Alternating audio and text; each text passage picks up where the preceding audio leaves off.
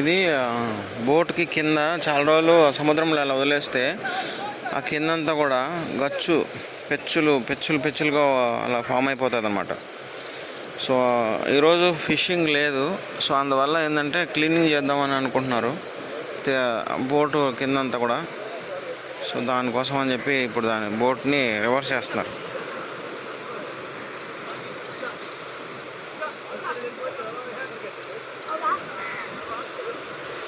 సముద్రం అయితే బాగా రఫ్గా ఉందని చెప్పి బోట్లన్నీ కూడా తీరానికి తీసుకొచ్చి పెట్టేశారు. చూసారా కిందంతా ఎలా ఉందో పెచ్చులు.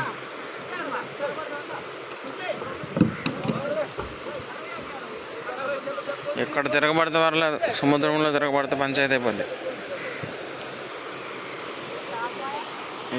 ఉన్నా కదా పెచ్చులు, అవన్నీ కూడా క్లీన్ చేస్తారు అన్నమాట. అవన్నీ క్లీన్ చేస్తారు ఇలా పెట్టి.